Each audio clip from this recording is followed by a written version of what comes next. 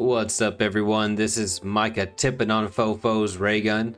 We're out here in a little rinky-dink tavern whose name escapes me and is also unimportant, and I'm quite hyped to get back to the Anticlere arc. So we're gonna eat some food, we're gonna down an ale, and we're gonna step outside into the morning breeze. Mount Queen of Cans and Jars, and let's get a quick recap of what we've been up to in the Anticlere arc. We picked up a couple of quests, and we failed one of them. I was a bit confused about it in the previous episode, but someone in the comment section very helpfully pointed out that while I was assuming that I failed that quest because of a bug or something like that, because I took a Thieves Guild quest, a Fighters Guild quest, and then the Thieves Guild quest got failed or whatever. I'd forgotten in between recording sessions that I trampled over somebody and got thrown in jail for assault right after getting the Thieves Guild quest. So I missed the deadline immediately because of that. So it sucks that that happened. I failed 2 Thieves Guild quests in a row, but the good news is that I don't have to worry about a mod conflict that's like going on that's messing me up. I can keep taking multiple quests at the same time, which is really how I prefer to play. So really appreciate that comment. What else we got? So we're here in the Anticlere region, and we've picked up a quest somewhere down center. I think it might have actually been Kirkhope.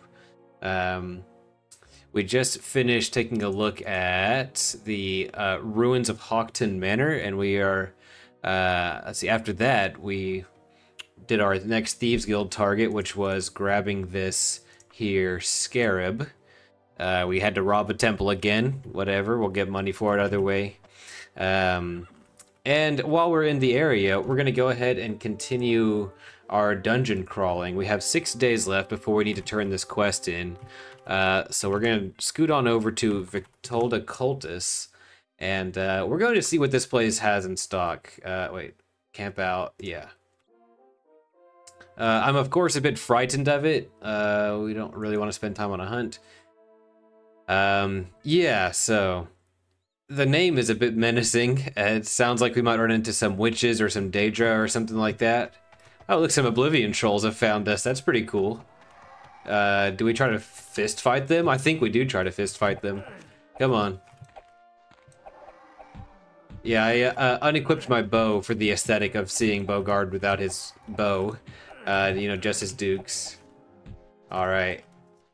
This is pretty cool. This is whenever I would play hand-to-hand characters in Oblivion, the measurement of my strength, or of their strength, was always like, how well do you do against trolls? Okay, now how well do you do against ogres and stuff like that? Oh, he failed to avoid an encounter already. Oh, the trolls recovered from its injuries, no kidding. Well, shit, that's cool. That's awesome. Well, this is they are the ideal sparring partner for Bogard. But we don't really have time to dilly or dally, so we're gonna keep on going.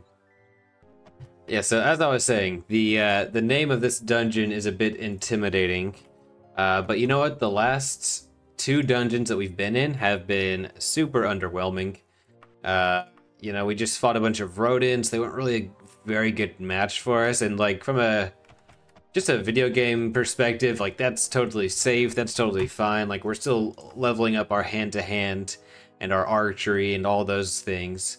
But from a player and a viewer perspective, I would rather have something challenging and scary to deal with than a bunch of rats. So kind of a double-edged sword there, because I know a few episodes ago we were getting just totally thrown around by some really tough really tough enemies in dungeons. Let's see what kind of foes are oh, this is a witch. Do we want to fight her? A witch defender, she's called. Oh, let's go ahead and avoid her magical oh, there's actually 2 of them. I see the second one through the trees. Alright. Let's knock one down. Is it even worth fighting the other one? I kind of wanted to see just the type of loot they would have on them. Particularly like getting a bit of food from them would be huge. Alright, yeah, we might as well. Because I think we have rations, right? We have rations. We have rations? Oh, dude, we might be low on rations. That sucks. Okay, well, we officially need to keep an eye on our food level then. Oh, wow, their fireball did a good amount of damage. Dude, our mithril longbow broke. That's unfortunate. All right. So just in time for us to want to hunt for food, our longbow breaks. Let's just get a feel for where we are. And the dungeon is right here, Victoria Cultus, the Knave and Wolf Lodge. How about we just take a quick detour and we go to Ox Castle? Like, the fact that we are completely out of rations, it kind of snuck up on me. Friendly group of adventurers. Am I able to trade with any of you? Hey man. Oh, cool, yeah, I pacified him. Do you have anything for sale? No. Yeah, none of them want to talk to me. You know, that's fine. That's part of what I like about language skill overhaul. I really like that they have that possibility for interaction. It kind of, it reminds me of Fallout, how every time you go to talk to somebody in Fallout, I'm talking about Fallout 1 and 2, you have the option to trade with them. Like, that's really badass. I wish every NPC had an inventory that could be used like that in video games, because, like, yeah, of course, anybody can be talked into something, you know what I mean, in the real world. There's a line to be crossed. You don't want to buy the shirt off of everybody's back all the time, but, you know, it's pretty cool. Let's rent a room for 1 day, yep. And we're going to rest until we're fully healed. I mean, it would be better to be actually rested for this, but I want to get to this dungeon, and we have a very small amount of time. You know, we might as well check to see if we, yeah, if there's a general store in this town. If there is, it might be worth waiting until it's 9 p.m. We don't have that much time. We're a member of the Thieves Guild. We are already undependable in this region, so what if, to get some food, now, you know, we're stealing because we want food, so that means it's okay, right? Oh wait, hold on, never mind. The shop's open, y'all. It's shop's open. It's a weird time for your shop to be open, bro, but I appreciate it. Let's get some arrows, apples, rations. Yo, let's hit us with, I guess we have such large strength. We can afford to carry like 4 sets of rations or something like that. More than that is just a hassle. Let's get some extra oil also. Another apple. Awesome. Thank you, sir. And lastly, some bread. And we'll try to remember to like eat all this, because otherwise it's just gonna rot. Our stomach is already rumbling, so orange and bread. Alright, Victoria Cultus should be the south. We're gonna travel there while we're tired, because we have, okay, we're still at 6 days left, but still, hold on. My menu was trying to make me fast travel. Alright, so, not only am I super excited to continue playing Daggerfall, I'm just super excited in general, because, I might have mentioned that a few weeks ago, like, we were really busy at my job, that we had, like, a lot of people who were out of office for, like, a long period of time. So it's like we were understaffed and getting flooded with tickets and stuff like that all at the same time. Oh no, going to a dungeon at night, it's always so hard to find the entrance. I should have thought of that. Hold up. So I was like, when's it going to be my turn to have some PTO, right? So now that things have slowed down a bit, I basically took a week off of work just because I can, and because we're not planning any travel or anything like that. But we have this weird feature at work called like paid time off or something like that. And so I cashed in some of that this week. Oh, Fire Archaeologists. Just to have this whole week off. He's pretty tough. He hits hard, I mean. We have a campfire right at the start, so that's pretty cool. Rest for until fully healed. Yeah, that's awesome. Fire. Alright. We also... My team specifically, you'll get like a half day if you do like go beyond expectations or something like that. So I'm always looking for ways to go beyond expectations just because like I like to work hard, and some things oh, it's a homunculus. It's kind of scary. Sometimes the things I want to accomplish, they're not exactly in my job description. It's not just like answering tickets in the ticket queue, but it's good to do it, right? So like a bunch of documentation and things like that I'll do just for the good of the team. And, you know, you'll get half days for just random things because my boss is great.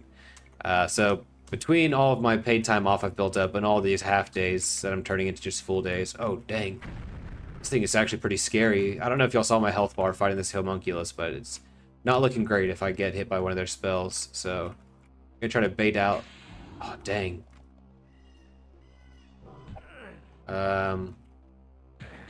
Yeah, we're getting... Okay, well, we wanted a tougher dungeon, right? Here we are. Okay, where's the... Where's the... Oh! Gosh. It was hard fighting two enemies at once, considering just the caliber of them. Our bandages are at the point where they're not doing a lot. Oh, dude, I'm just, like, so low on health. I don't want to die because I'm stingy. And, okay, we have 3 potions of healing and, like, 10 healed truths, so... Okay, you see, a few smacks to the face will take them down, but getting them to that point is actually kind of difficult. Alright, we're gonna make the most out of this campsite to preserve... Oh, enemies nearby. I was thinking we want to preserve our health potions. It's like we have 2 resources to use right now, which creates a fun, kind of gameplay decision loop. Do you use the time required to sleep if you want to just like get as much loot and experience as you can before leaving? Because we're on a time limit of still 6 days, not including the time it takes to return, of course. So we have 6 days to do as much as we want here and then return. And we have like 13 total healing potions. I guess that doesn't include potions of purification, which I would rather not use for healing unless I absolutely have to. They also cure disease. But yeah, it's like, which resource do you want to use? Time or the potion? I like that kind of decision. Okay, we jammed the lock, unfortunately. We should remember to get some training from the Thieves Guild and lockpicking for situations like that, because like the more loot we pull out from a dungeon, the better. The closer we'll be to getting like ebony gauntlets and stuff like that. But yeah, I have the week off of work, and that just means a lot of really cool things. One, I get to spend a lot of time with Hudson, where I would normally have to, you know, just check in once in a while I'm working. This platform that leads to nothing is pretty scary. I also get to sleep in a little bit, and I get to run. I really have not been running much lately because my morning routine is so jam-packed, and I clock in at like 7:45 or 8 every morning, so it's hard to do all of my morning routine and get a run in. And after 8 a.m. in like spring or summer in Texas, the air outside is simply inhospitable. So I'm not going to endure that heat to run. So I was able to get out, and it was actually a rainy morning. I rolled out of bed kind of late. Oh, dang, homunculus. I wonder if I can kick it off, or if that'll even do anything since it flies. Okay, it fell a little bit.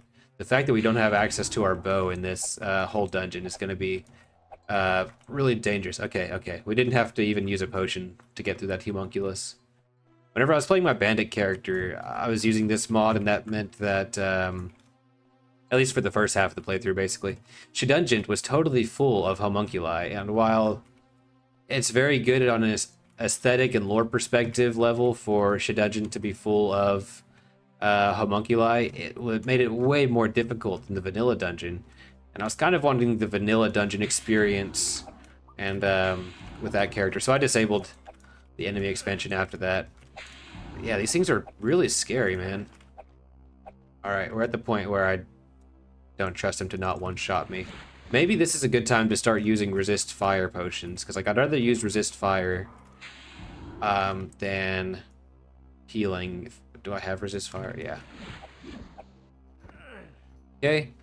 That means that we still have the spell effect up after defeating the homunculus. That means I want to pick my next fight as fast as possible to get the most efficient use of the potion, right? By the way, oh dang, that's close. Heal true.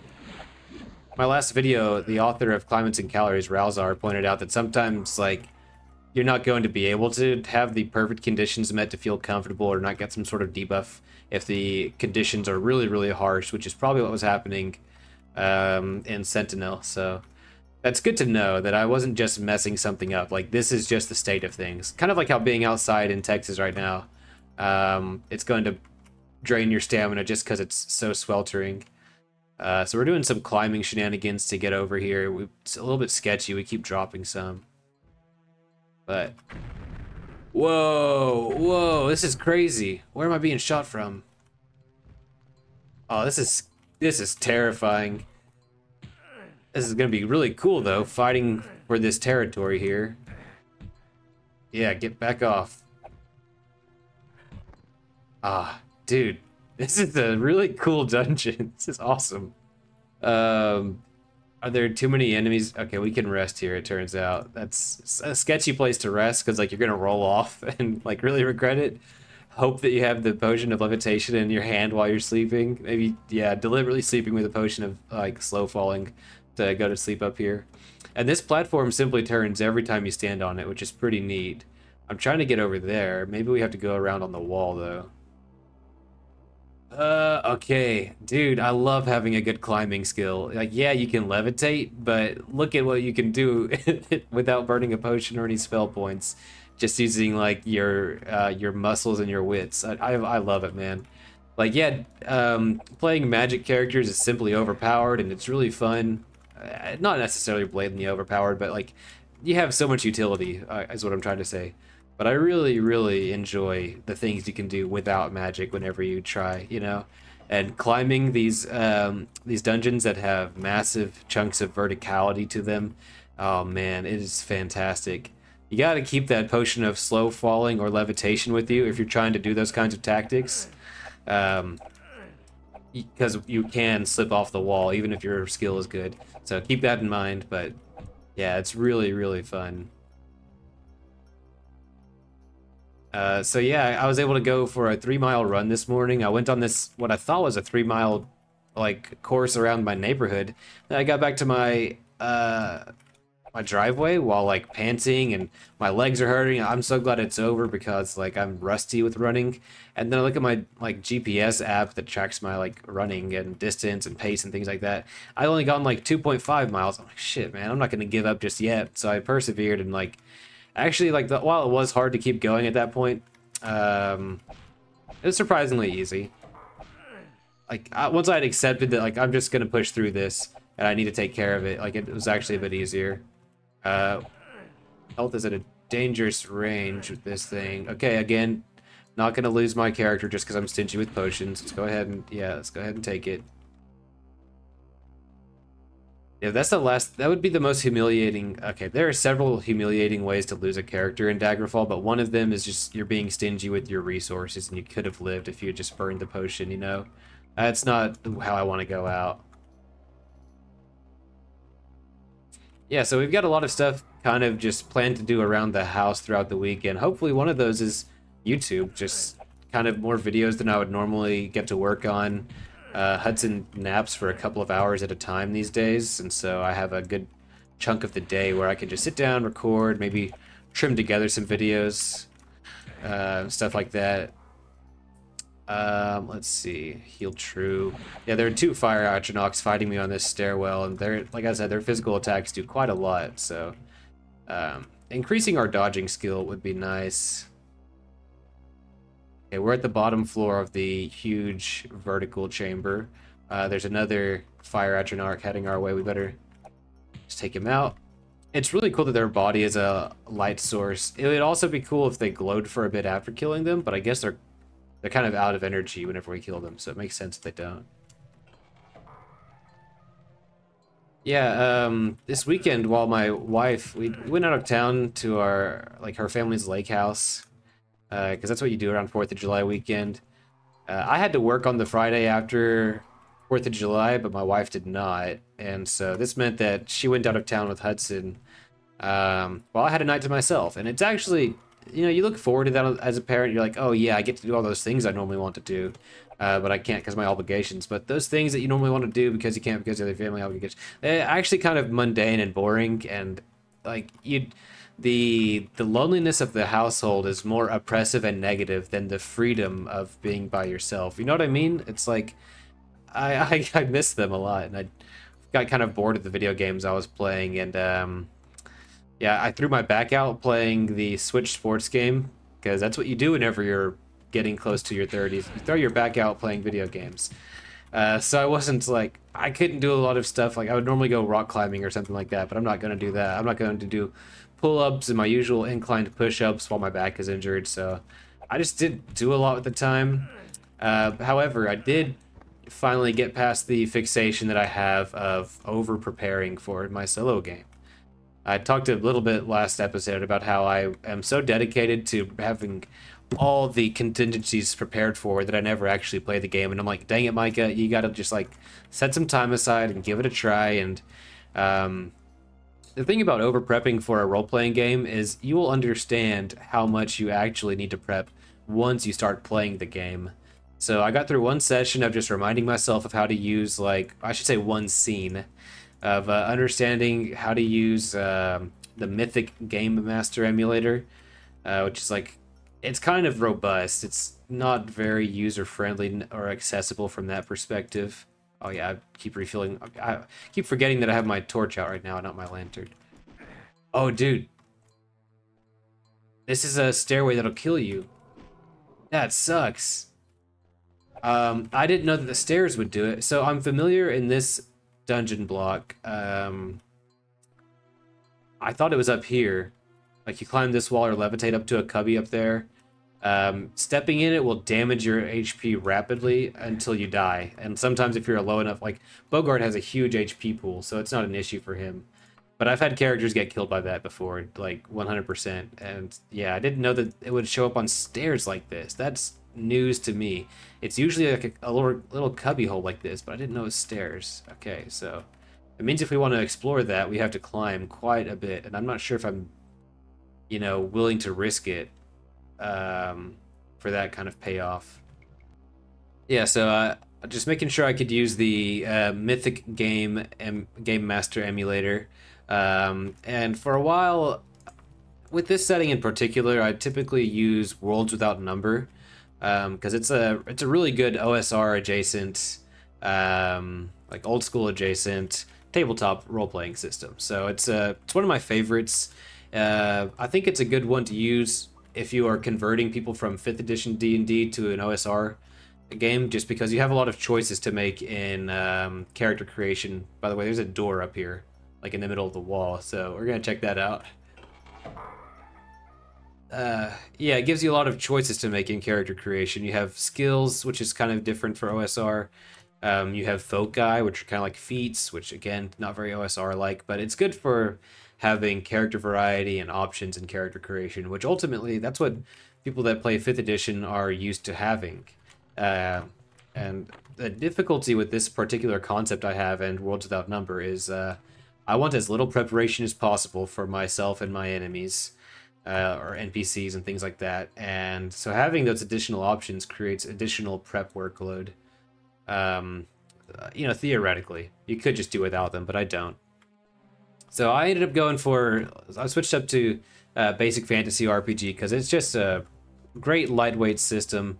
And the idea behind this role-playing game is for it to play kind of like Fire Emblem Gaiden or what's it called? Tearing Saga, the game from which I derived my profile pic. So in those games, rather than just controlling one army or one party, there are two groups that are each doing their own separate like plot lines. One of them is more like the main quest. It has more difficult enemies, and the other group is led by a different protagonist. They tend to have more lower level enemies for you to grind up your enemies on. I'm sorry, your different units on. But each of them are really fun, and yeah. So the idea behind this solo RPG is some of the times I don't want to go swimming, so we're gonna get out of that pool. Sometimes you'll be on Ykalon, the main planet, that's kind of just like a basic generic fantasy setting, and you're playing the role of a sort of merchant thief type character who's a bit of a diplomat going around trying to recruit and train as many people for his mercenary party as he possibly can. And then once a month, since this is my Sword and Planet setting, the other protagonist comes down to Ykalon to pick up all the new recruits for the mercenary group. They'll have a more meaningful conflict in the the nomadic belt, the asteroid belt, where that sort of stuff takes place. So that's like the main route, is the stuff going on in the nomadic belt. But since that only happens monthly, and I'm going to play like, basically you want to make the most out of that month, like it's a Persona game or something. While you're on planet Aguilon, you want to get as many recruits as your funds can afford. You want to train them as much as possible. That way you have the highest chance of success whenever you go drop them off with the other party member who's doing his business out there among the stars. Yeah, so that was a lot of rambling about the solo game, and I've barely scratched the surface of my rambling about the solo game, y'all, because in my habit of over prepping, I was unsure about what to do as far as like how to prep for this. Is there something beyond this that I can reach? Oh, okay, I see. This bridge that I'm on would lead to that room that I checked out. Hold up. I'm gonna try to find my way back to a different dungeon block before continuing. Well, I could be wrong, but it looks like this can't be right. But it seems like the only point of progression is through this submerged hallway, and like any other human, Bogard doesn't want to get completely drenched and go down a dark, wet tunnel underground, not knowing where it leads, without good reason. So we're not going to do that. We could try climbing around the dangerous trap area, but you know, I don't want to lose my character for good reason. I also realized that we are directly below where our quest started, or where this dungeon started. Already descend down here? Yeah, I went all the way down. Okay. Hold on. Before just calling it quits, there is... Okay, hold up. Let's go down all the way and see if there's one more area down here to explore. I see it kind of to my right. If I were to climb downward. Yeah, let's climb downward real quick. Because this might be a new area to explore before leaving that doesn't involve the hazardous place. No, it is just a bunch of logs and a campfire with a hedge. That's a really interesting section of the dungeon, but not sure that it does much for us. Stealth, climbing, running hand-to-hand, critical strike, all really good to have. But yeah, it looks like we're not going to need to explore this place any further. It's not profitable for us. So let's just get on out of here, and we're not going to have to worry about the time limit of our quest after all. Because we didn't end up needing to stay in Victolta Cultus very long. So there's that. It was cool to fight a new variety of enemies, I'll give them that much. Let's see what time of day it is out here. Alright, we can just keep heading on the road. Just to make sure, we got our quest from Kirkhope. Yes, okay. So we're going to save, and we're just going to, let's see, Kirkhope is right here. Maybe we can aim to get to Ashley Court. I'm at, yeah.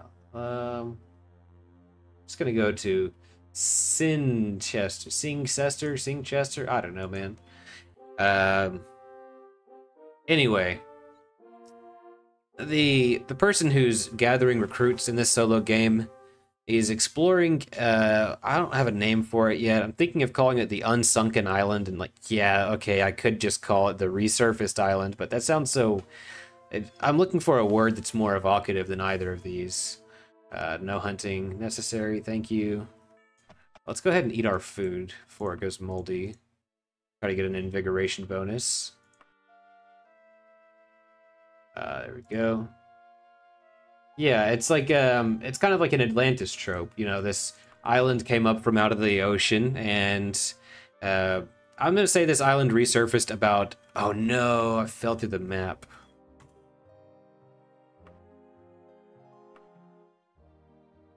I don't remember if this quick save was before or after. Okay, I'm taking this as a sign, y'all. Anticlere. Let's just fast travel. Yeah, if we go there recklessly, we'll get to Kirkhope in just one day. So, if I fall through the map, I feel like I have a buy to just like go ahead and cut to the chase. Oh, hello! I brought a party of bears with me. That's pretty cool. My bow's broken. That's not cool. But yeah, let's help the guard take down these bears. Why not?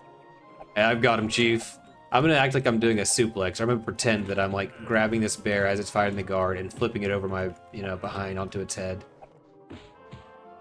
This one's just gonna get tackle treatment. Okay, there we go.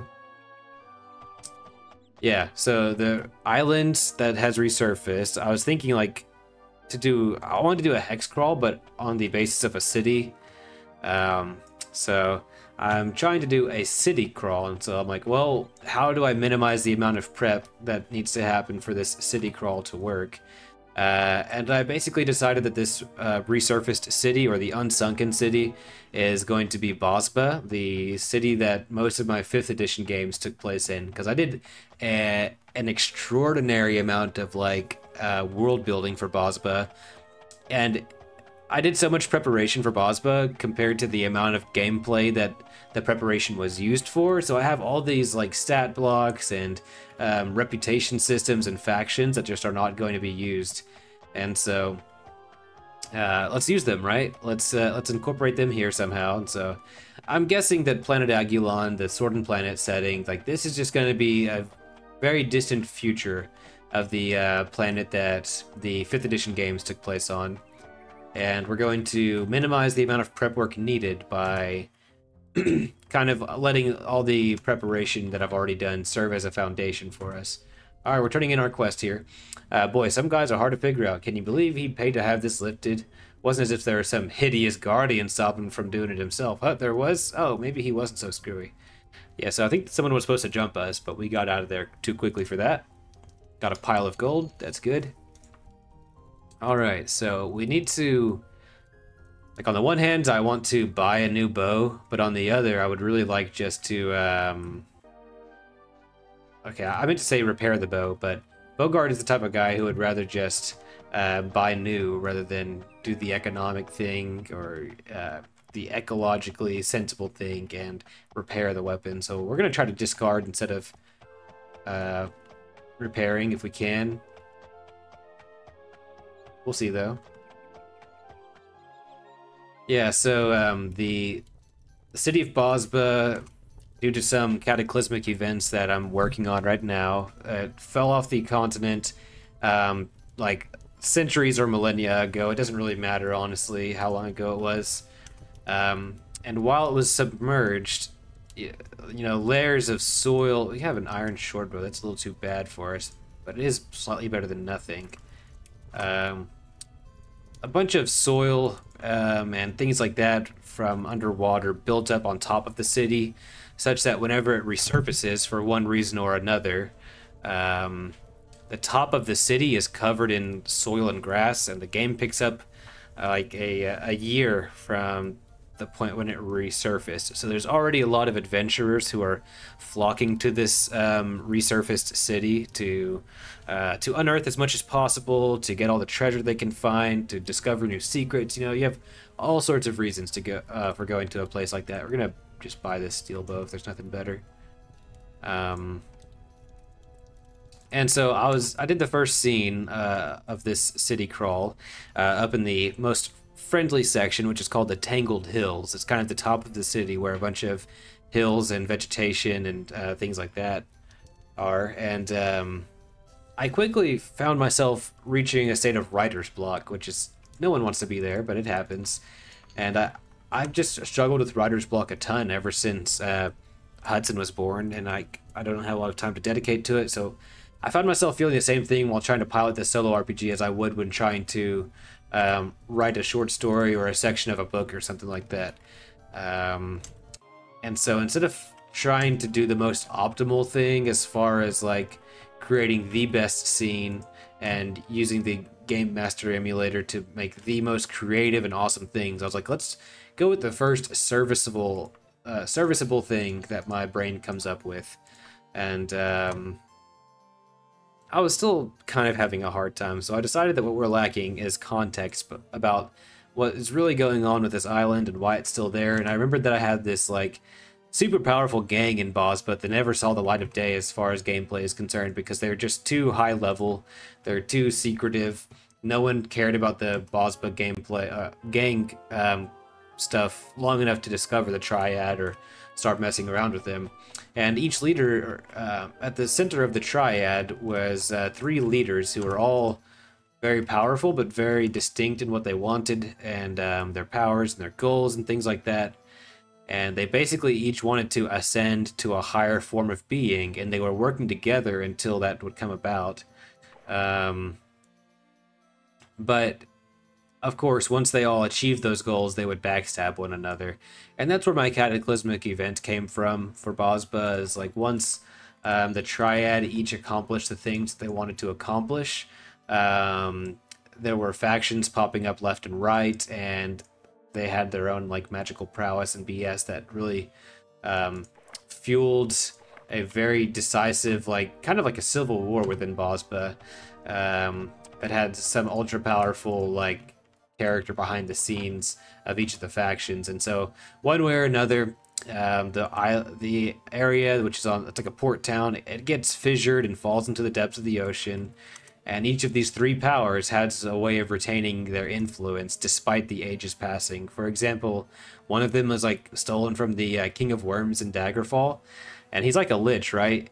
But instead of just destroying all of their phylacteries to kill him, a silver longbow is a pretty good find, like you would with like Voldemort or a traditional lich. You also have to kill all the worms that comprise his body and his network of influence. And so the King of Worms character kind of put one of his worms into a large jar or vessel or container where it could eat and pass time, like until Bosba comes back up out of the water. Inevitably, an adventurer out there finds the jar or the room that it's in and smashes things to bits, and it pops out ready to go and ready to rebuild this guy's empire. So this is all to say that I created all this context and borrowed a lot from my past work to hopefully minimize the amount of prep work that I have to do, while also allowing me to, whenever I have a prompt that I'm not finding an answer for very quickly, this will give me some kind of relations for me to, for my mind to jump toward, basically. Let's go ahead and hit up a tavern real quick.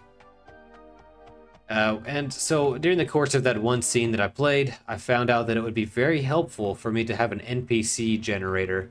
I'm sure there's something like that already for solo RPGs, and I'll probably find one on like a free one or something like that to draw inspiration from. But it would not be very difficult to come up with like, okay, what's their sex, what's their affiliation if they have one, what's their background or their role, why are they here, that sort of thing. And then you can use a website like Donjon to come up with names, which I was doing already. So I think between the context that I'm working on and I'm gonna go northward from here, and an NPC generator, I'll be a lot closer to having the solo RPG in a nice fluid state. So that's really exciting. I think this week, while I have time off, I'm going to make it a point to try to have at least one scene of the solo RPG or some work done toward it, whether it's like the NPC generator or more backstory stuff about what happened between Bosba and its resurfacing. As long as I'm doing something like that while I have the whole week off, that'll be great. It'll make it a lot easier to get the tabletop RPG fix in without having to worry about scheduling or something like that. And it's just something to do while Hudson is napping or whatever, because I want to have stuff to do in that time that's not just video games. Because the hunger to play video games is pretty real. Let's see, are we still invigorated? I think we are. You're not overburdened. You're not hungry. Okay. Let's go ahead and keep traveling. Alright, since we're still in the midst of the Anticlere arc, and we have plenty of time to make our way toward Ykalon, we're just going to scoot up the road to the city called Bergwold and look for more quests to do there. I'm sure they'll have either a Thieves Guild or a Fighters Guild, or both. But yeah, whenever I notice there's something that I want to do, but there's some sort of like a writer's block or something like that is getting in the way, it's important for me, and I guess others like me, to, instead of trying to simply force it, like, you have to take these actionable items, like the concrete steps to setting yourself up for success. Identifying what blockers are like preventing you from doing the thing that you're trying to do, and how do you like get around those blockers. So for me, that's going to be cool. We found a general store where we can get some food. For me, that's going to be minimizing the amount of prep work that I have to do and just like identifying each session for a solo RPG, how much prep work is actually needed for me. It's also about cultivating the right environment for that to happen. Let's see, there's no food here.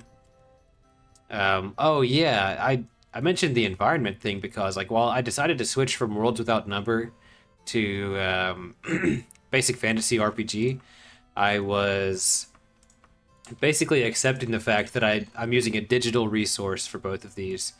Because I lost my basic fantasy RPG book. I don't know what happened to it, but it's like long gone, basically.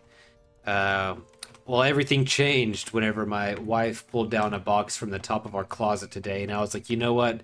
I was too lazy to haul these boxes down the other day whenever I wanted to find the basic fantasy RPG paper book, so let's go ahead and look in there, and what do you know if there wasn't basic fantasy RPG right there for me, along with the field guide that has the expanded list of weapons and items and things and their prices. Both of those will help me to come up with stuff to do in the game. As well as a composition book that had a bunch of details about Bosba. Because, again, I'm really bad about doing stuff on paper that would be better done electronically for posterity's sake and for being more shareable, things like that. Let's go ahead and rest here. But yeah, those are the things I needed to like really be a conduit for making this experience really possible for me. Okay, mercantile went up. That's not super important for us. I hear the pitter-patter of rain out there, which is pretty cool. Yeah, nice. Wow. Oh no, our food is getting ripe already, dude. All of it, or... Huh, I thought I bought more food than this, or did I already eat it? Whatever. Whatever. Let's go ahead and eat our bread and cheese and hit the road. Yeah, having those physical copies again, really great. I actually missed my... Obviously, like, I really missed my basic fantasy RPG book. Like, it was like seeing an old friend again, because the last time, or even the first time that I did a solo RPG endeavor, it was using basic fantasy RPG, and just like with this one, the characters were a thief and a fighter. That was like a sword and sandal kind of setting, and very quickly, while these people were together rather than apart, as they will be for this game, it did not take very long for me to have to bury the fighter, because we got in over our head, buried them in the wasteland under a pile of rocks, and went on with it.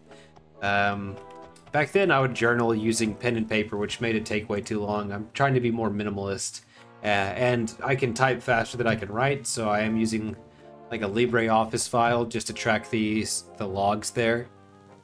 But yeah, I think I've set myself up for success with the solo game, and the more I play it, the easier these things will come to me. So I'm looking forward to seeing how it develops, because I really like the idea of Bosba having resurfaced. Up at the very top, you have like the layer of flora and fauna that has settled on the top of the city. But if you dive beneath the surface some, you'll reach the abandoned streets. And this is where a lot of the population has made its home, as you know, different adventurers and emissaries from different kingdoms have tried to stake their claim in the city and things like that. And you can go even further down and find a bunch of sewers. You know, people out here know how much I love sewer levels. Sewers and canals are a big deal in Bosba. And beneath the sewers, you have other kinds of dungeons, and beneath that, of course, you'll find the long-forgotten crypts of the lands of, like, the dead giants, basically. Kind of like the giants' catacomb, like what you see in Dark Souls, like way, way, way, way below the underworld of Bosba. There's the, an ancient civilization of giants that lies dormant, basically. Okay, our factions are not actually in this town. So I hope you're enjoying the podcast, because there's not a ton of gameplay happening here, but you know, sometimes that's just what we've got to do.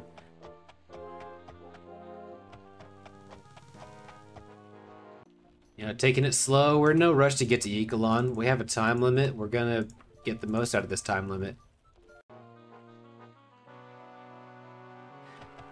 Another thing that I'm kind of contemplating doing while I have this week off is going to the state park nearby and camping. This is something that my wife and I have been interested in forever, that I've actually done I have almost no camping experience despite how much I want to go camping. Let's see, do we go? I guess it's a bit better for our ultimate destination to go westward over here. Yeah, for as long as my wife and I have known one another, we have had dogs. And our dogs are not well behaved, and we are not... Hold up. Stop where you are, your gold, give it to me now. Attempt to fool the mugger? I don't think so. Alright. Come here, you mugger fugger. We will kill you with our bare hands. Alright. Give him the boot. Give him the old hook, and he's down. Just like that. Was it worth it, buddy? Was it worth it? Yeah, so our dogs are ill-behaved and are basically not very... I would not trust them. Like, I don't want to board them. I wouldn't inflict my dogs on anybody else. It's also why I'm apprehensive about somebody dog sitting for me, because, like, one, we've often lived in areas where we don't have relatives or close enough friends where I would ask that of them. But also, they're just a nightmare. Our dog Hazel escapes all the time. Less frequently since I've learned how to, like, read her a bit, but still, you don't want to inflict being Hazel's caretaker on anyone, and you don't want the burden of Hazel being lost or anything bad that happens to her while she's lost. You don't want that blood on anyone else's hands. So that's all to say that my wife and I have not traveled very much while we were together. Even whenever we got married and had like a honeymoon 2-week vacation in Colorado, we brought our dogs with us and dealt with them there. So I want to go camping as a family is what I'm getting at, but there's no good way to deal with the dogs. We wouldn't want to bring them with us because then we wouldn't enjoy it. We'd be too busy like keeping track of them and things like that, especially while taking care of Hudson. And so if I go camping, I'm going to go camping on my own, which would be a bit lonely, but I've been really into trying to be more involved with the flora and knowledgeable of the flora and fauna in my region, because my family, my grandfather in particular, really good at identifying trees and animals, and knew all this kind of nature lore about the stuff around him. And this is partially because, like, if you live in Texas, you went to a deer lease a lot. You know, it's like this, I have a bunch of floating treasure chests, by the way. I don't know what that's about. I'm not too oh, I see. So this stuff is supposed to load as part of a house's interior, I'm thinking. But because of the mods I installed the Daggerfall Cities improved or Beautiful Cities of Daggerfall mod. I installed it on a save game and then uninstalled it. All this tinkering with the save file where I should have started with a new character with that kind of mod, it's going to lead to some wacky stuff like this, I think. So there's that. Anyway, I was always really squeamish about taking something's life. And so I was not an ideal hunter. I'd go out and sit in the deer stand with my gramps every now and then, but one time he like killed a buck, and even though that's really exciting, like it wasn't a net positive thing for me, you know? So I've always been kind of squeamish about hunting and fishing, even though now I wish I had those skills, but whatever. I'll build on them as I go. Like guilds. So we have a fighters guild and a thieves guild in this town, so that's pretty cool. Okay, I thought I was asking directions for it, but it's obviously the square blue dot. We'll go to this, square blue dot on the map.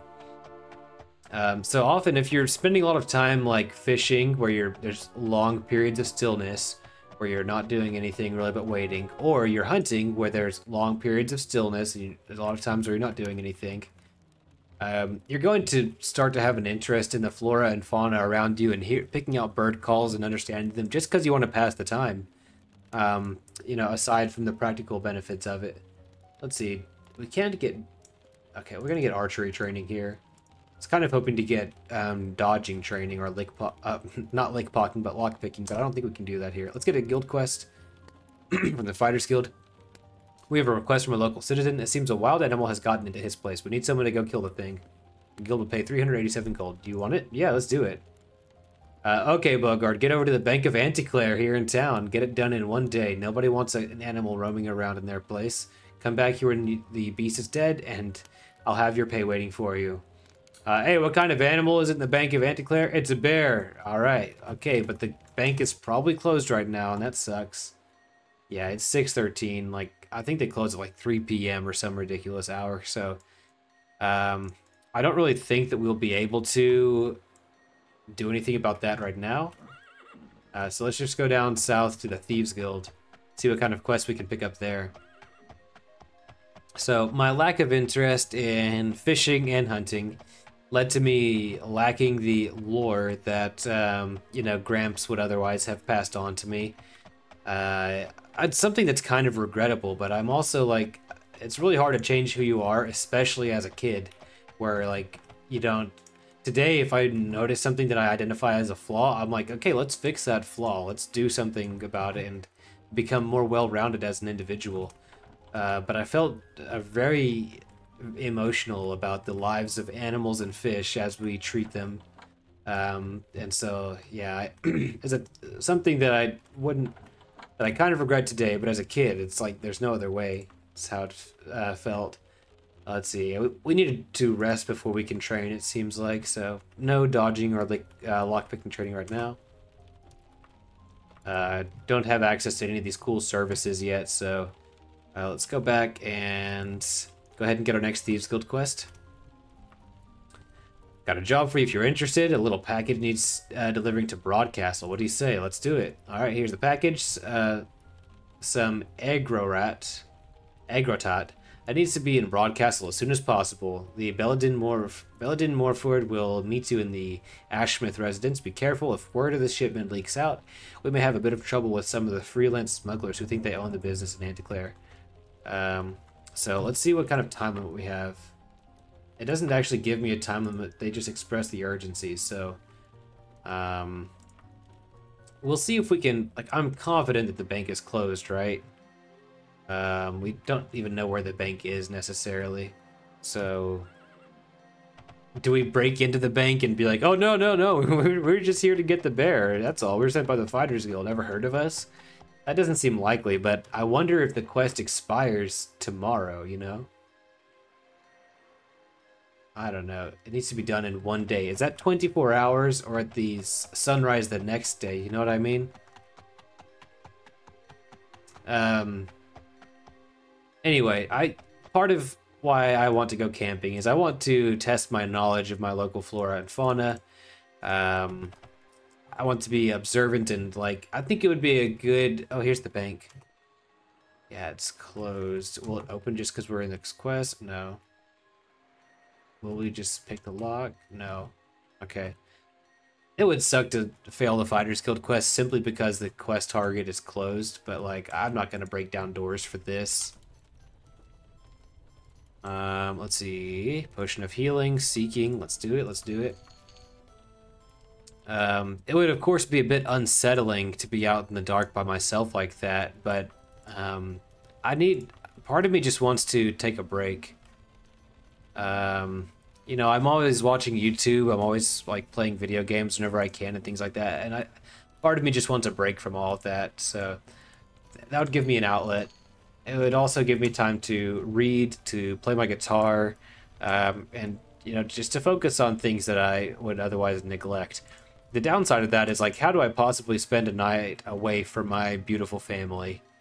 It's just, like, such a tall order right there. Yeah.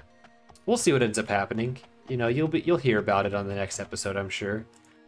I wonder if there's any other alchemists in this shopping center that we care for. A shopping center isn't really a good word for it, but oh, here it is, yeah. Center of town. The market, if you would.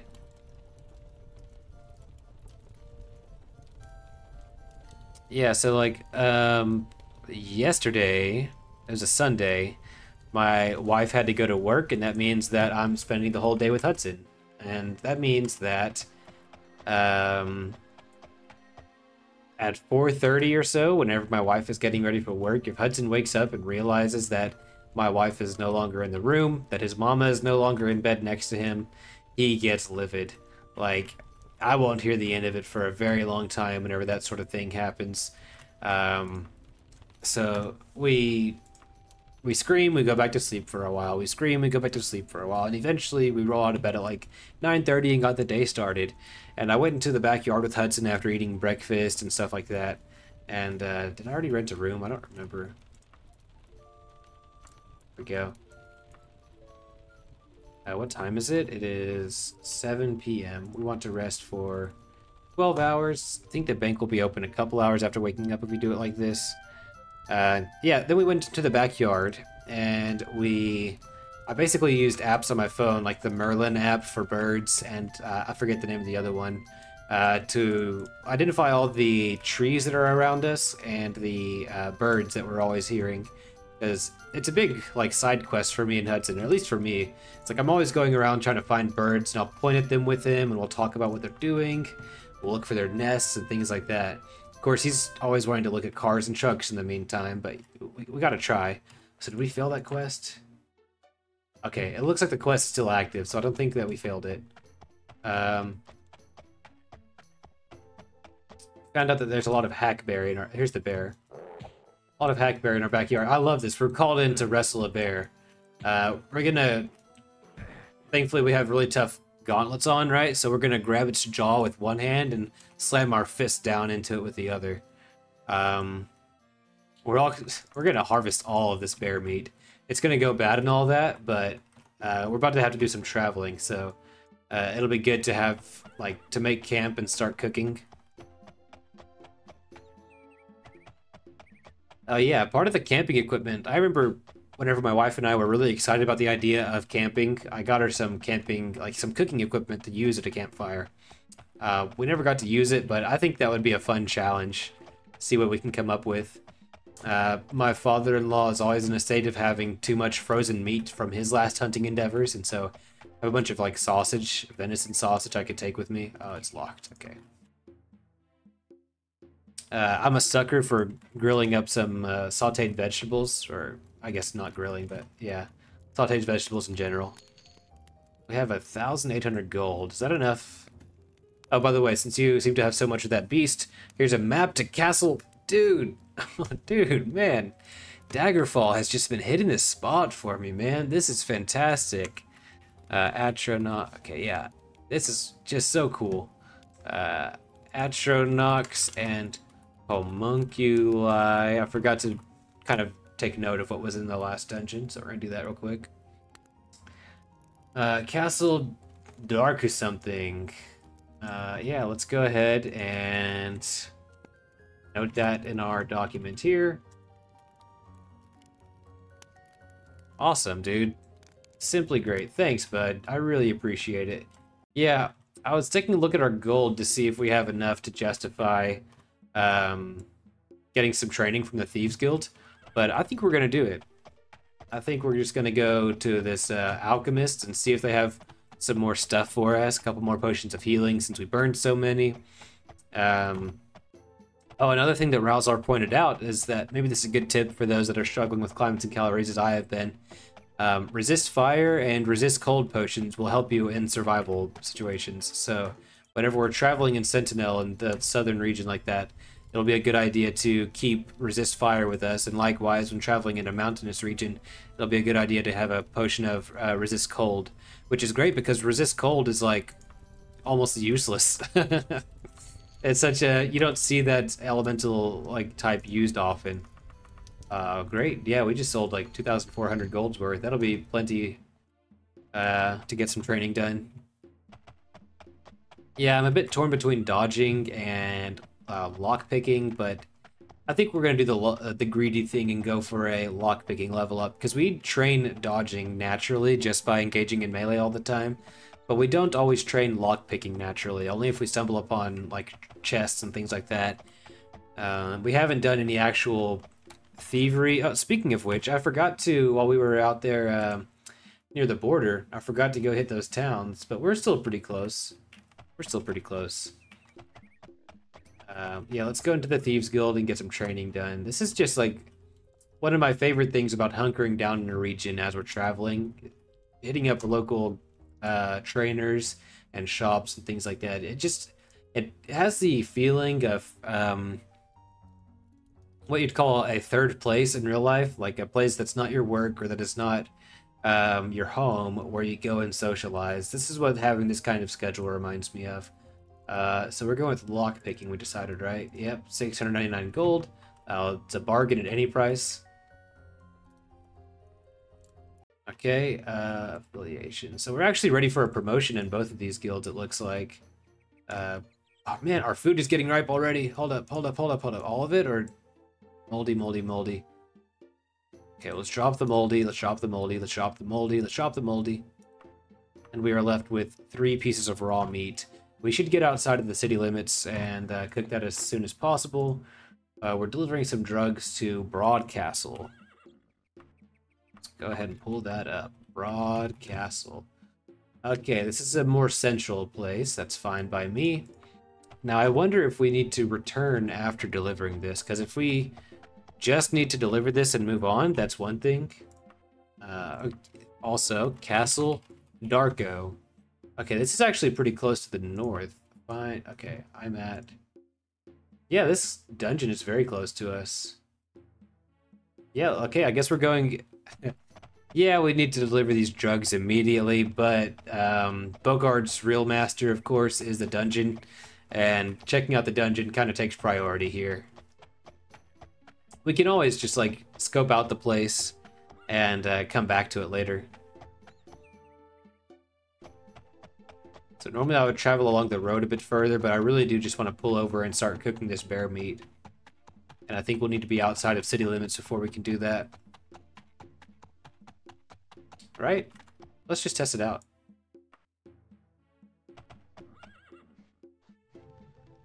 Okay, yeah, we can cook it right here.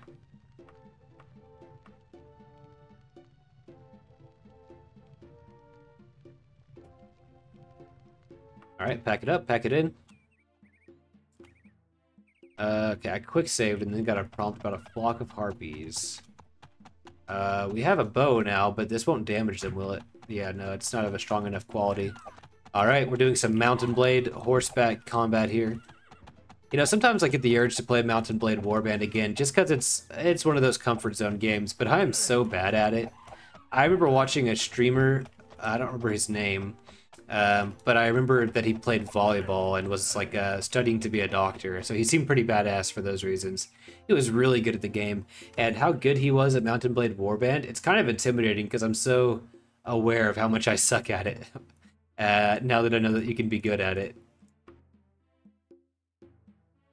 Like, he was really aware of the meta as far as, like, what's the best way to, like, what are the best things to invest in to get a bunch of cash flow, which tournaments are good to fight in, and things like that. This is fantastic. Got another dungeon map for Anticlere. That is so cool. A cluster of spiders. Yeah, let's go ahead and light it. We'll light our lantern, actually. Oh, it's a Elder Scrolls Arena spider.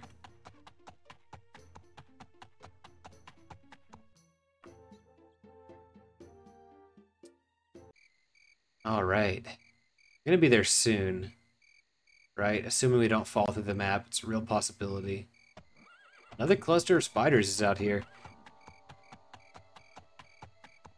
Yeah, I'm just I'm really looking forward to the way each of these regions has its little arc in Bogard's story. It's such a fun way to approach the game. You know, I don't want to have destination fever forever, but we're still, like, in a way, we are making steps toward completing the a cast of mud crabs. By the way, I didn't know cast was a term for that. We're still making progress in the main quest in a way. We're just making a very slow, gradual progress. Dry bones are littered everywhere. A wolf howls not far away. Alright, let's climb on top of the castle, and kind of thinking of resting here for the night, just because it would be cool to rest on top of the castle. Maybe... It's always, like, so hard to find the time to, like, skim for the right thumbnail, but maybe this would make a good thumbnail? I don't know. Let's just go ahead and drop down and start adventuring in this castle here.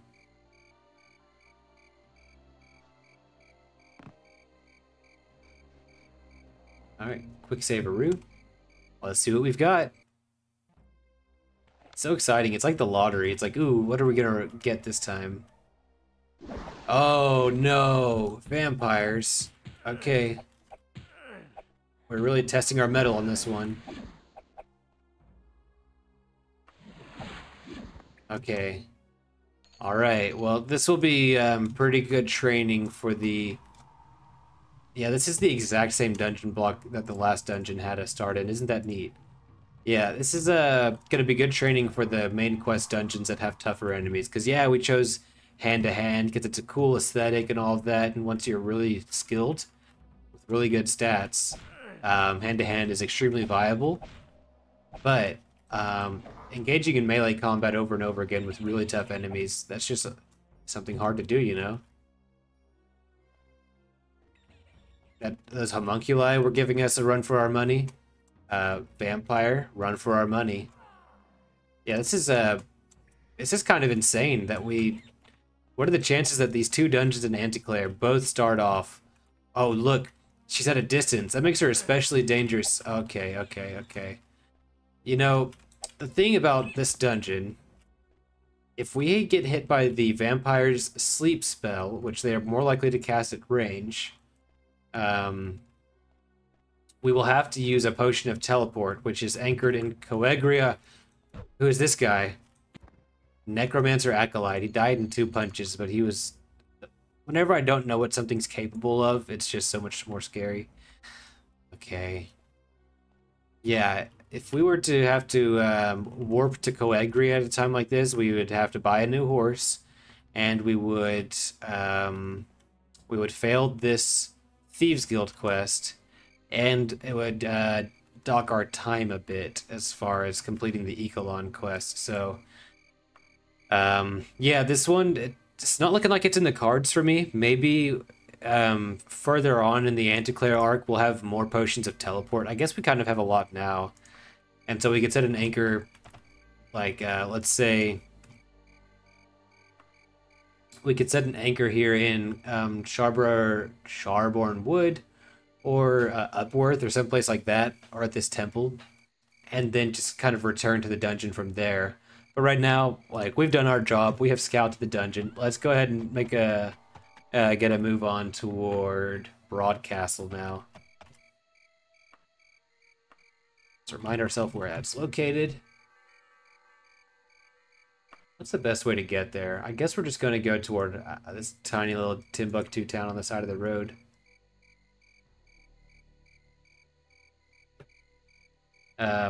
I've been really delighting lately in, like, if I ever don't want to record because I don't want to, like, think of what to say or be, air quotes, on for a particular reason, I've been taking some comfort in playing Diablo 2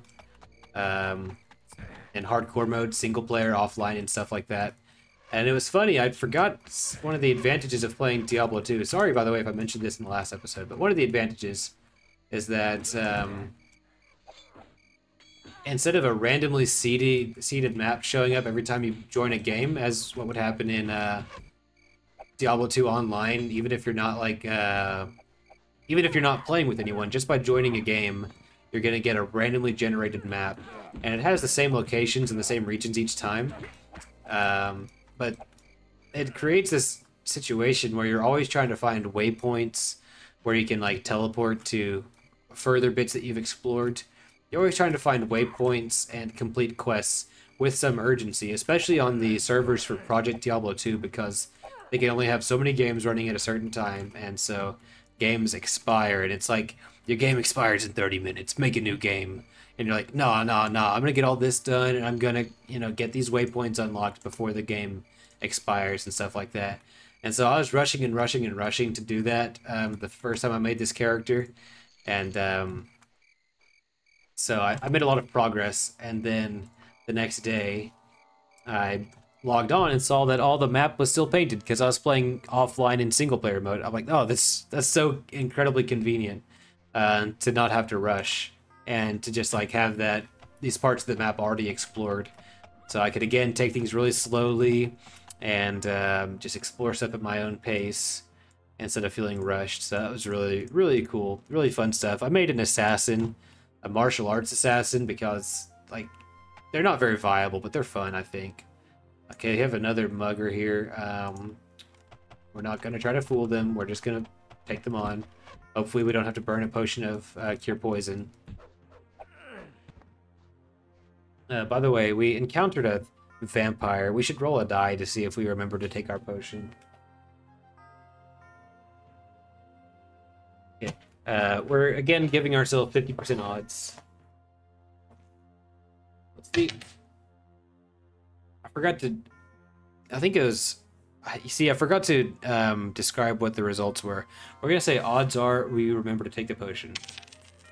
Okay, we landed on an odd number, so we're going to take a potion of cure disease. Because that vampire got a couple hits on us, so we want to just, like, we don't want to make any mistake if we can help it.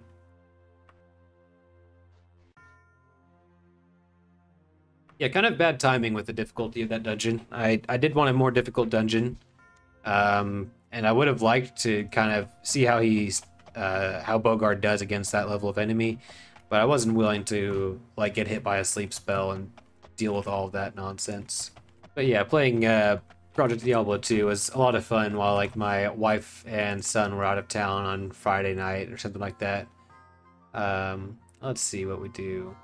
We're right here, and we need to go to Broadcastle. I wonder if we just start traveling. You see, we don't have the roads take us a really weird angle that seems kind of inefficient. Oh, attempt to hide from the bounty hunter. No. Obviously not. Where are you?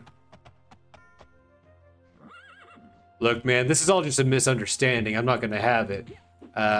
Oh, dude, the guard's helping me with the bounty hunter. That's hilarious. I told you, it's just a misunderstanding. Throw your sword down now or suffer the consequences. Alright, we're gonna pry his sword from his cold dead hands and then give him, like, a stroke with it. That's how I'm envisioning this final blow. But this guy's actually pretty tough. I'm nervous about accidentally hitting the guards. There we go. Yeah, with old games like this, it always helps to kind of narrate in your mind what the combat would actually look like, and so I'm trying to be more deliberate about doing that. Ever since we had that awesome encounter with all those soldiers in the last episode, that was so cool. By the way, it's so rewarding to feel your character's gains. You know, we have such a huge HP pool, our hand-to-hand damage and our speed, all viable stuff, and yeah, that was a really cool scene. I also just love the bounty hunters exist in this game. I think that's a Warm Ashes add-on that Squid Gamer did one time. But it makes the starting tactic of going and robbing a bank or taking out a loan that you can't pay back, basically, and then running off with it. Because bounty hunters will come after you now, and that won't, like, kill you necessarily or anything like that, but it's good to have it, you know? It's really good that the game has the option. Let's go ahead. Yeah, I don't know what the optimal build for an assassin in Diablo 2 is, but the martial arts assassin just really suits my playstyle, and it's kind of nostalgic for me. You have all these buffs that increase your movement speed, and you're trying to kind of play a tempo game where you're striking with your charge skill 3 times in a row, and then hitting with your finisher attack to, like, unleash all those charges and have a little bonus. Oh, look, we pacified one. That's cool. Pacified a couple of them, it looks like. Oh, my bad. I think I just made... Yeah. I'd pacified that one, but I pissed them off. This one actually doesn't seem pacified. They're not talking to me. Whatever. Hey, what potion you got? Alright, I'll take a free chameleon form. Yep. Alrighty. This is an easy campsite to clear out here. Getting some free money never hurts.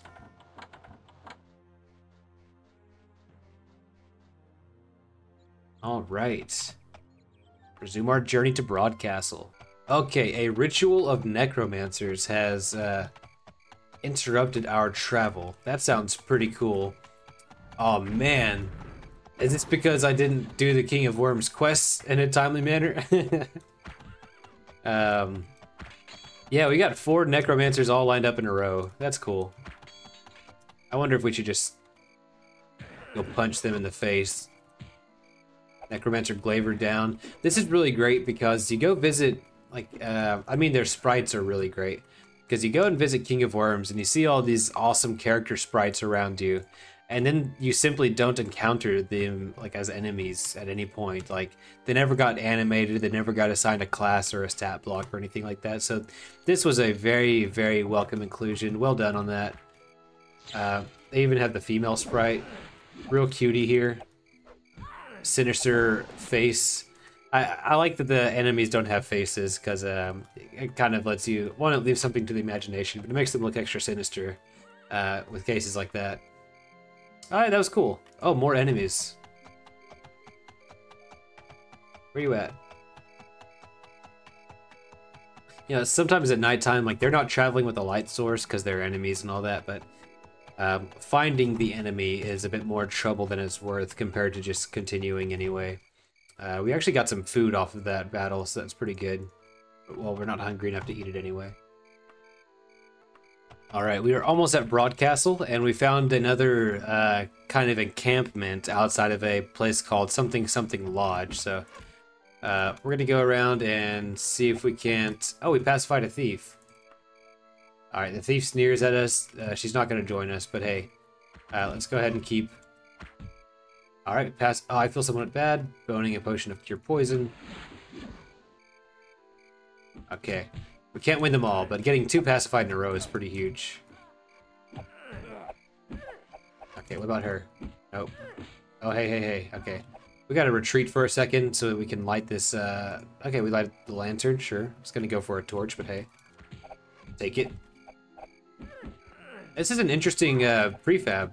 It's like a castle. It's almost like one of the fortress types, dungeons that you'd see in Oblivion, where things are kind of lopsided and dilapidated. That's cool. Alright. We have plenty of arrows. I need to stop picking them up. I think we took care of all the enemies.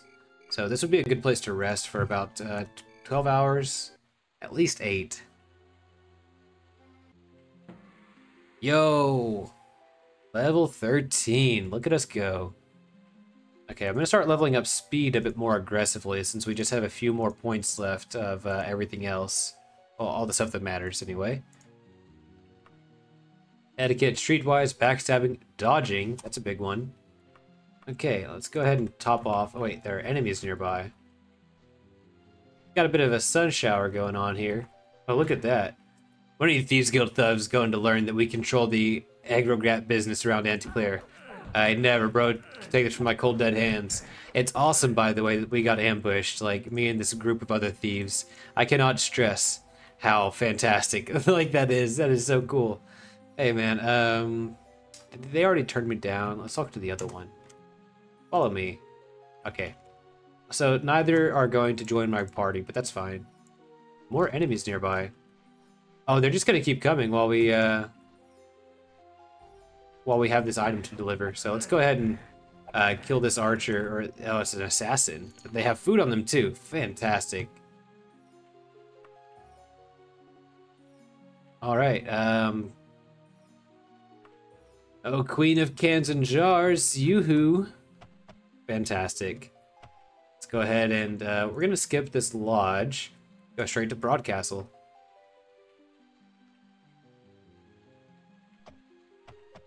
Okay, cross paths with some soldiers. A small dirty boy tugs on your sleeve. He hands you a scrap of paper and then dashes down an alley. I don't know where he found an alley around here, but whatever. Okay. Bogard Masterton. Sorry, I couldn't meet you in Broadcastle as planned. The heat got too intense for me to wait around.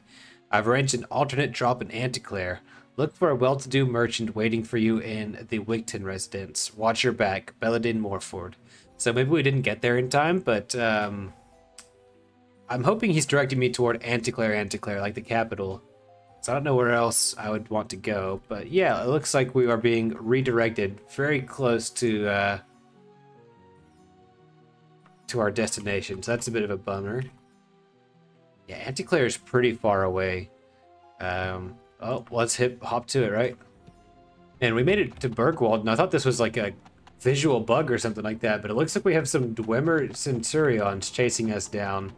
So how about we like chip down their Dwemer metal with some of the Dwemer gauntlets that we're wearing, huh? This would be cool. See how tough they are. They don't bleed. That's cool. Oh, wow. 2 punches. Wow. I feel so tough. Yeah, so Bergwald is actually... I think it's closed, right? It's a city? Yeah. So let's just keep traveling. So I think I rambled quite a bit while I wasn't recording, which is unfortunate, but it happens whenever I'm going in and out of recording, stuff like that. Oh, what is this? This looks like the way. Okay. Anyway, what I was rambling about is how, while my tech job can be often boring, mundane, and even super frustrating at times, I've had some really cool success with it lately.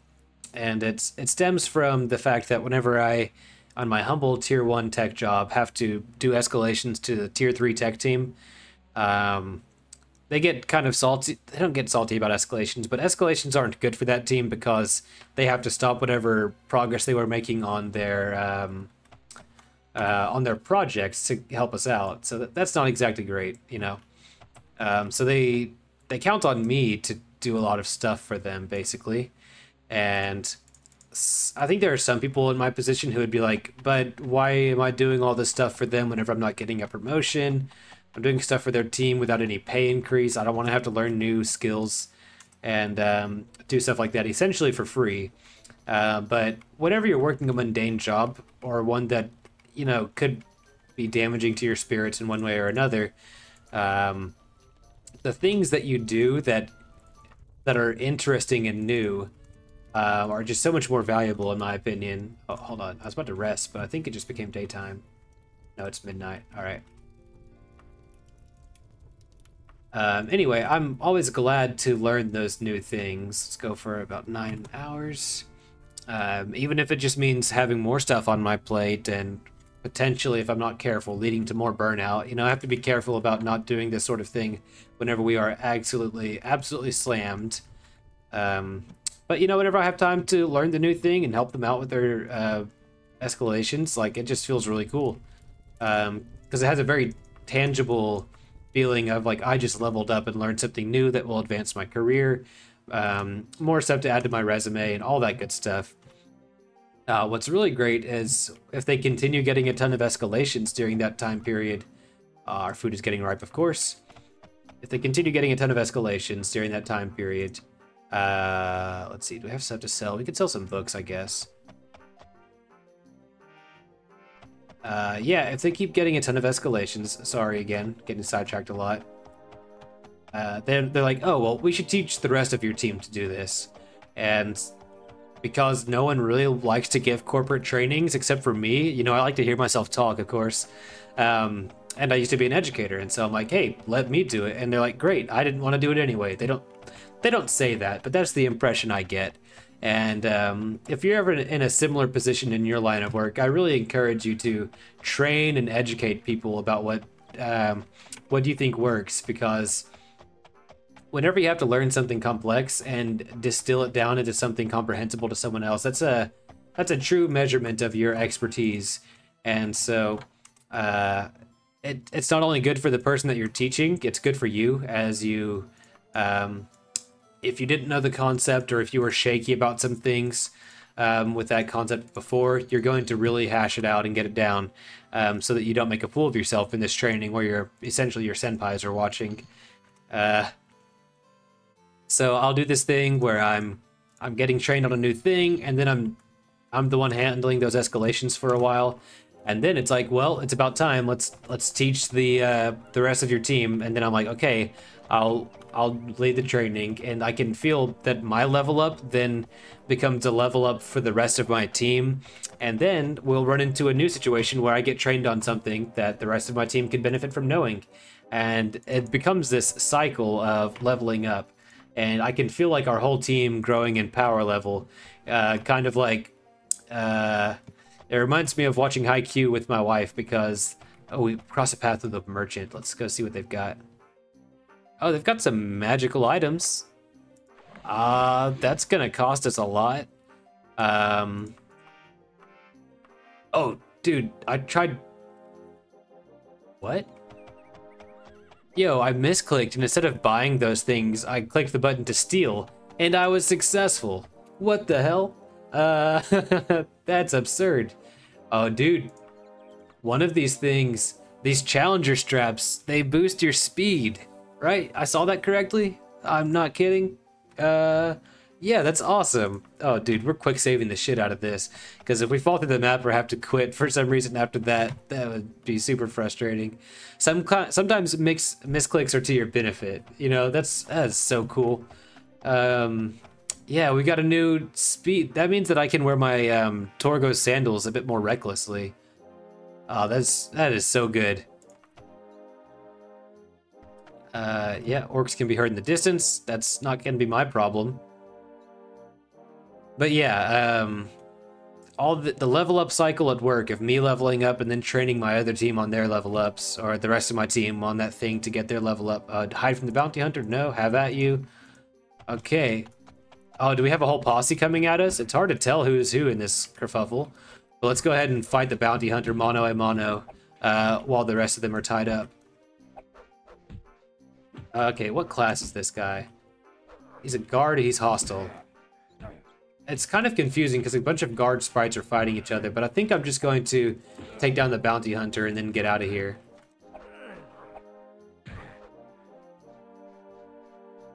Yeah, I'm still a bit of a menace. Hey, look at me, I'm fighting you.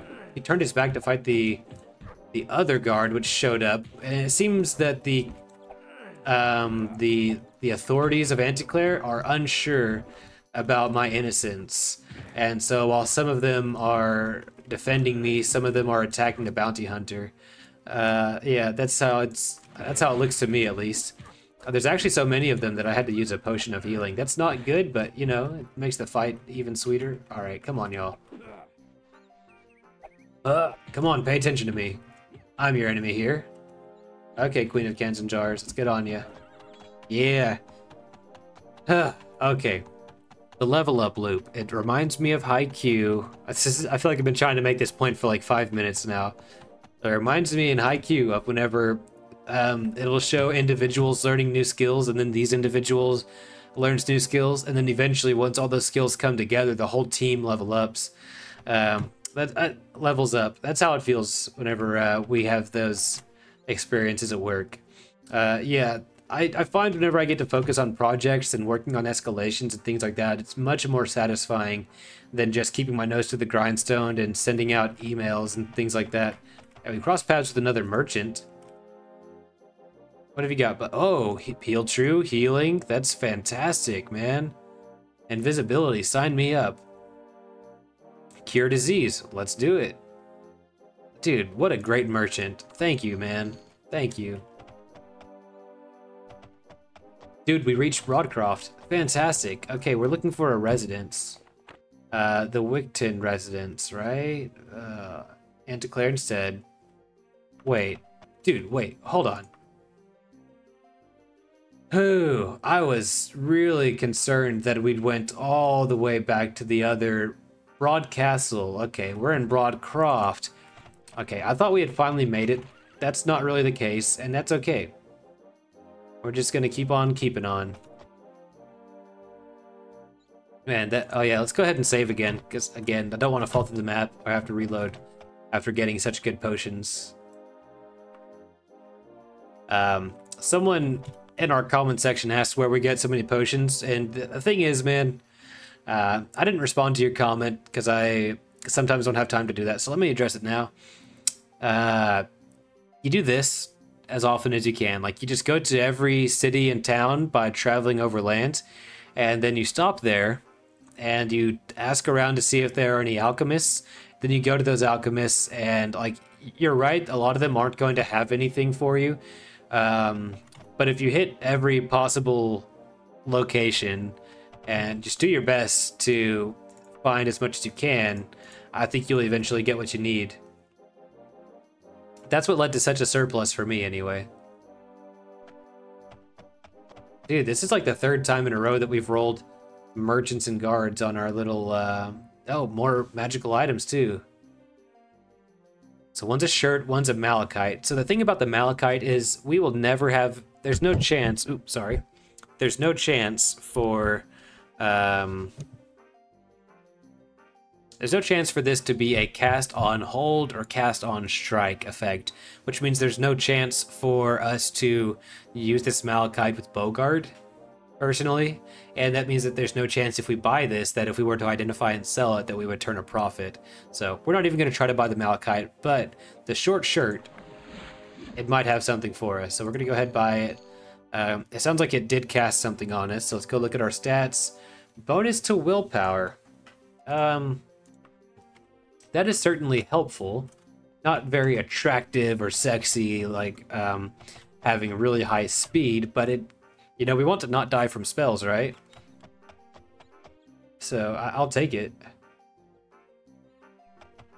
But yeah, potion quest is real. Stop at all the alchemists that you can find. And yeah, in the base game, it's true that there are not alchemists. I mean, the alchemists do not sell potions, they only sell ingredients. But I think roleplay and realism changes that. Hey, you look like you carry a heavy purse. Maybe you could toss a few coins my way. Are we gonna fool them? No. It's a highwayman this time.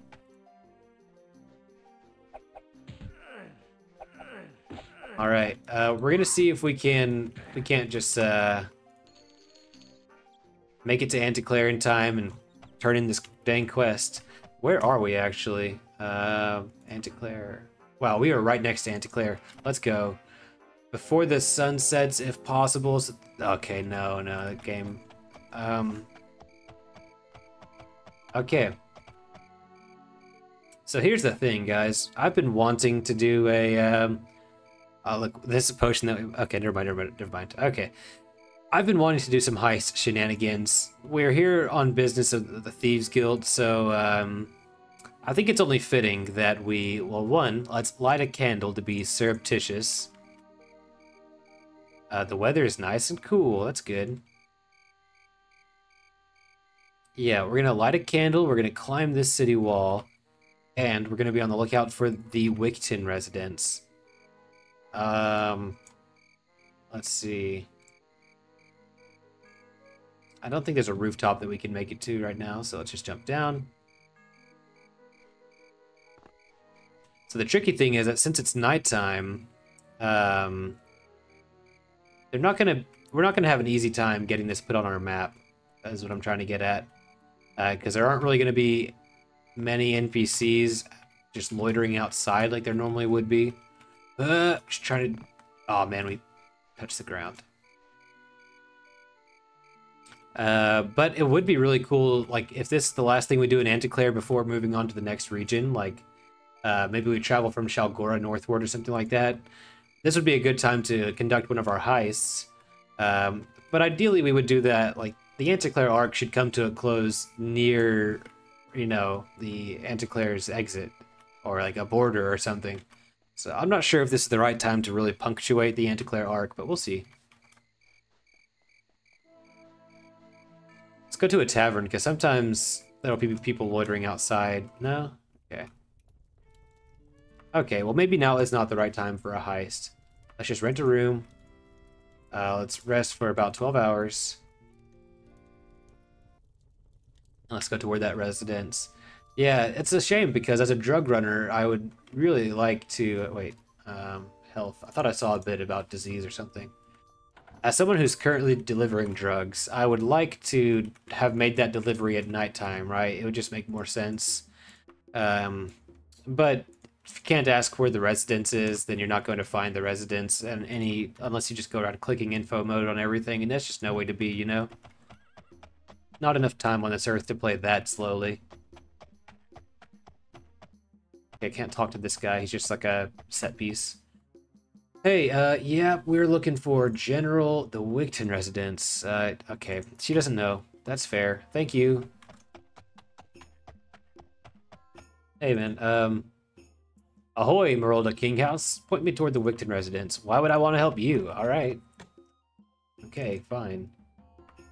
Gotta be around here somewhere. Dude, this is a little bit annoying. Hey, we're kind of close to this town's Thieves Guild, so we might as well go in there and get some training.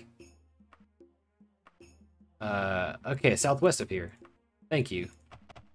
Yeah, we're gonna go to the Thieves Guild, and we're gonna get some training done. Is this it? Yeah, this looks like it. Yeah, I told myself I was gonna save up for some ebony gauntlets, but here I am, paying for, Hey, congratulations, kid. You can call yourself a filcher in the Thieves Guild now.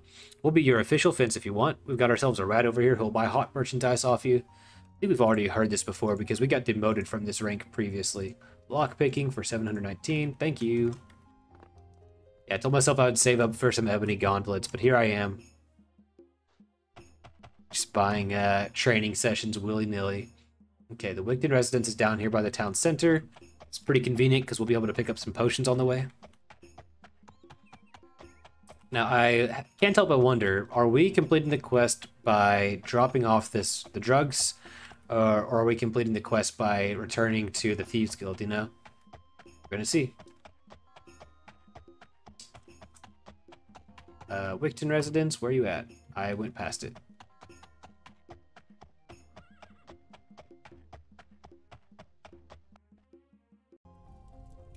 Man, it feels like Hudson has been napping for a suspiciously long time. Hey, that person looks like an assassin. I thought she was gonna jump me or something. That can't be our contact, right? Our contact is gonna be like a lady in green or one of those typical quest sprites. Yeah, here he is. I'm glad you made it through. These amateurs don't stand a chance against our organization. Here's 500 goldish. Yeah, so... Okay, it looks like that turned in the quest for us. Well, you know what, team? It occurred to me that I really would like to have a good heist before leaving Anticlere, seeing as how we're already undependable in the eyes of the law. And, you know, it doesn't hurt to leave a wake of chaos and a reputation behind you where you go. But rather than doing it down here in Anticlere, where we don't really have our next region set up yet, I think it would be best to punctuate the Anticlere arc by going up here to Ipsdale. So I went ahead and traveled out here to this little nearby town. We're going to start traveling toward this other area, this city. And we're just going to camp out here in the wilderness until it's basically nightfall. What time is it now? That's 8 o'clock, so we're going to rest for a while. Let's do 11 hours. Not even a Daedra Lord can stop my hunt for you. Looks like you brought friends. Oh yeah, you don't say. Alright, bud. Oh, this is awesome. We've got 3 on us.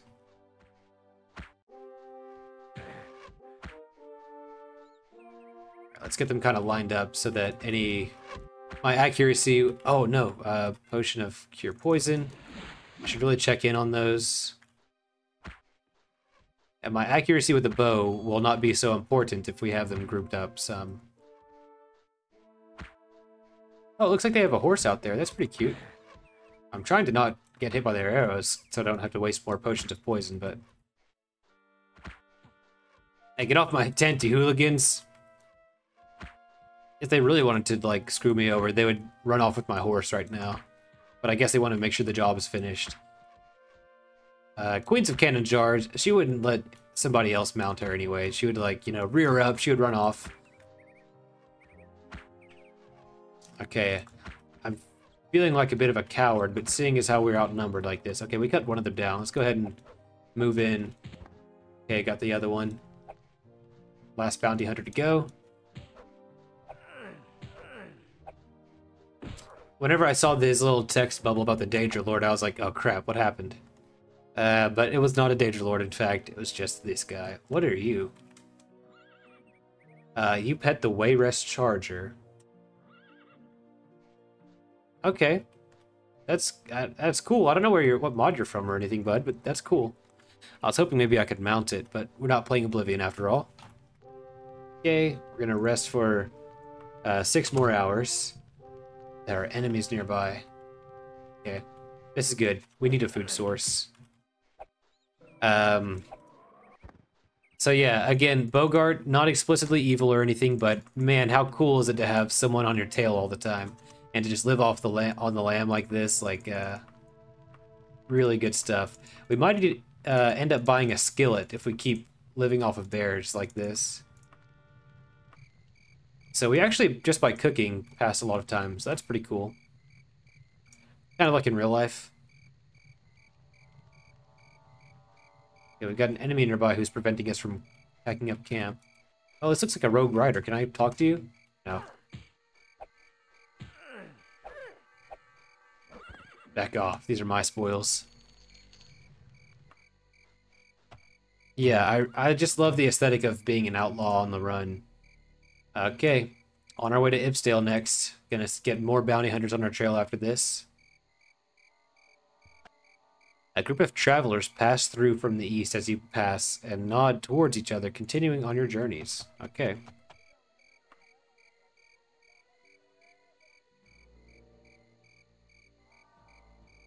Alright, we've reached our destination. We're gonna go park our horse on the north side of town. Looks like we're gonna be at the northwest corner. Enemies are trying to prevent our travel. What kind of enemies? Is it a rat? Yeah. Yeah. Intentionally trampled the thing. Okay. I'll leave you out here. I almost called him Kicker. Queen. Alrighty. So we're gonna go see what kind of pawn shops we can find, or gem stores would also be good. Anything where I can just, you know, stuff my bag full of precious shinies. Oh man, this is actually a disappointing amount of shops in here. Where would the best approach be? So many taverns and so few shops. Alright, well, this is what we're doing.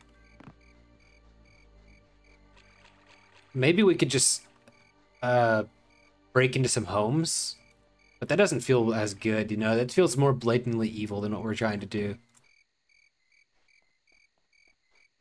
I guess stealing from shops is blatantly evil also, what am I trying to say? But whenever I was young and I got arrested for stealing from Walmart, the rationale was, well, we are stealing from a corporation which is so vast and powerful that they practically steal from Americans everywhere by underpaying and not offering good wages, drying up local economies wherever they end up and stuff like that. I'm sure it's not as cut and dry for that, but ultimately I was trying to rationalize my actions. Maybe that's the same thing Bogard has been doing. All right, what kind of shop we got here? This is an armory. Not great for us, but okay. If we were able to like get in by lockpicking, that'd be great. We're not going to kick a place like that down just because the weight to value ratio is not great with armories, but you know, we could get something really good. The fact that things are unleveled means that we might run into like a I kind of just want to break into this. Yeah, we could get something good on if we just roll really well. Okay. Broke into a gem store, filling up our bag, just kind of running with our arm outspread along each shelf, allowing it all to clitter clatter down or cling and clang down into our bag. We're even gonna go upstairs because I don't mind fighting like carving a path through the guards to get this extra shelf.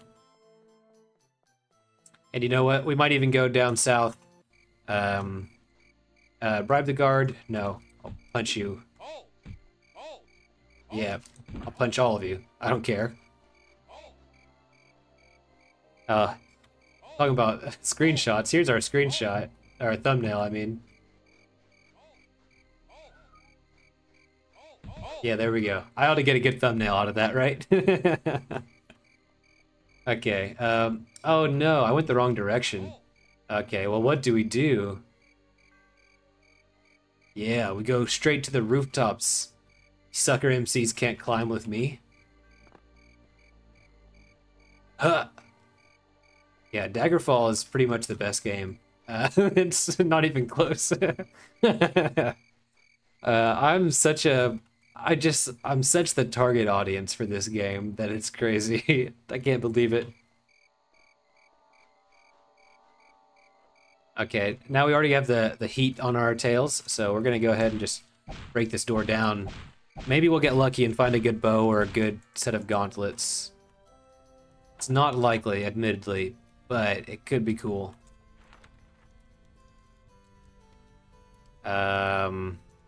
Yeah, nothing for us. Nothing that's even seems valuable enough that I'd want to take it out of the city with me. So I'm gonna go ahead and call that gem store the one place we're hitting.